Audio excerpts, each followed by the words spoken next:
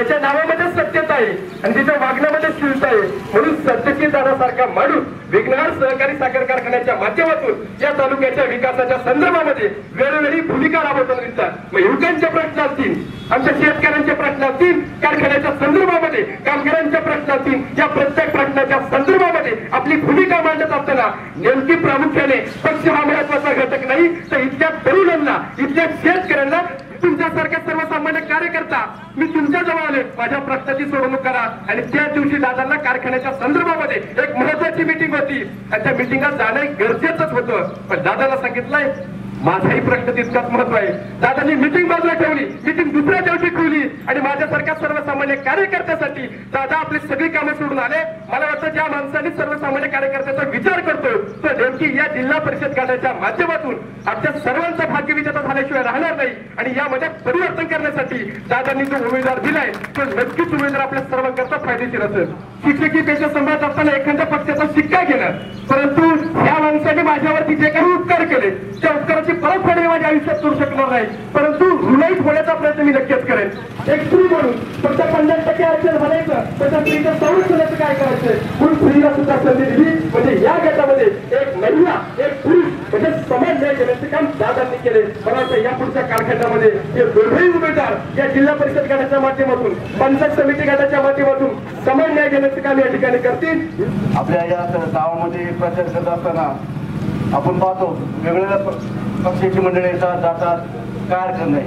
इलेक्शनचा period आहे, गावामध्ये कोणी येतं कोणी जाणार, प्रचार करणार, आपल्या आपल्या मंडळीचा तो प्रत्येक जण गावामध्ये येणार त्याबद्दल आपलं काही दुमत नाही.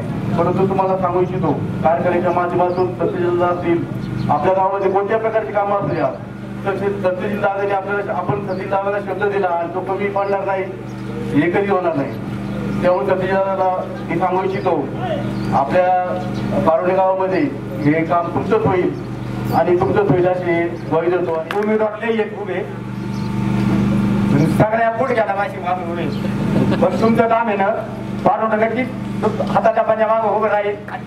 बाबासाहेब माझी गाठ घेतली त्याबद्दल धन्यवाद. आणि मी काहीतरी भाषण केलेलं नाही, काही फक्त आता मी बिल्डिंग मध्ये बोलतोय.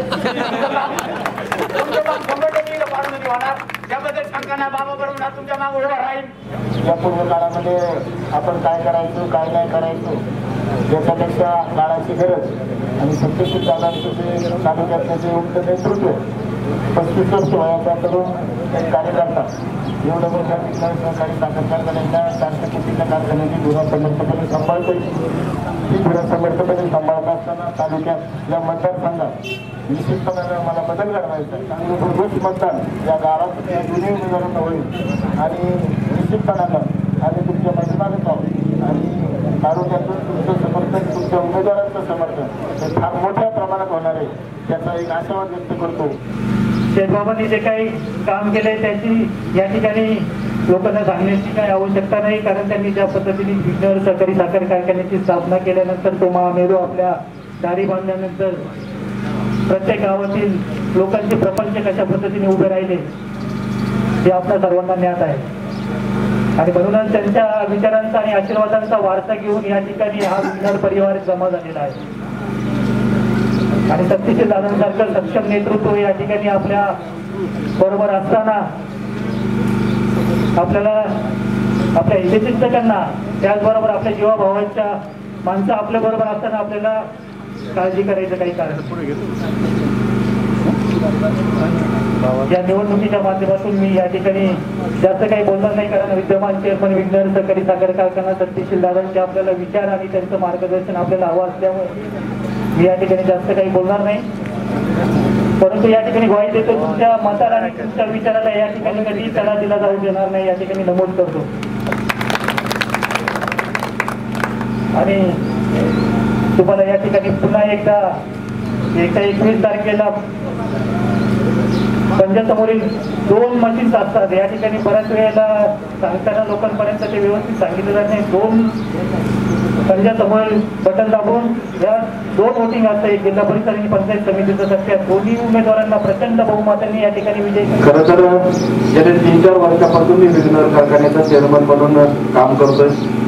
स्वर्गीय माझे वडील सोपान शेतकरी यांचं निधन झालं आणि कुठल्याही प्रकारचा संस्थेचा किंवा या राजकारणाचा बंध नव्हता, परंतु ते गेल्यानंतर खऱ्या अर्थाने ही सगळी जबाबदारी माझ्यावर घेतली आणि खऱ्या अर्थानं मी या संस्थेचा कारभार हातात घेतला आणि तो कारभार हातात घेत असताना या कारखानदारीमध्ये अनेक अडचणी, शासनाचे चुकलेले धोरणं, साखरेचे उतरलेले बाजारभाव किंवा या महाराष्ट्रातील कारखाना अडचणीत आलेला कारखानदारी याच्यामुळं आपला विसर कारखाना सुद्धा त्या निमित्तानं अडचणीत आला आणि त्याच वेळेला ही खऱ्या अर्थाने ही जबाबदारी येऊन घेतली.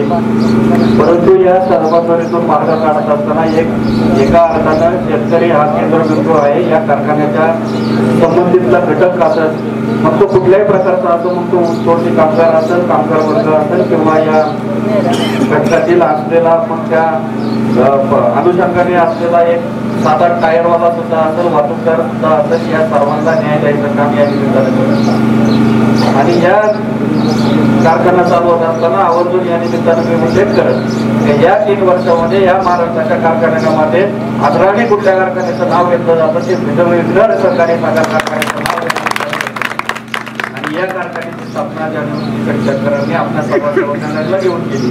त्यामध्ये सर्व ज्येष्ठ मंडळीचा हात महत्वाचा होता आणि त्या कारखान्याची धोरण सांभाळत असताना या जुन्नर तालुक्यातील अनेक कानाकोपऱ्यामध्ये जात असताना अनेक तरुणांचं संघटन या निमित्तानं झालं.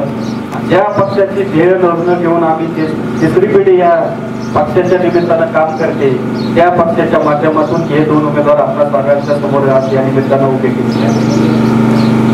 अनेक वेळेला अनेक पक्षाच्या माध्यमातून आपण सर्व मंडळींना या निमित्तानं निवडणुकीच्या माध्यमातून निवडून दिलेलं आहे.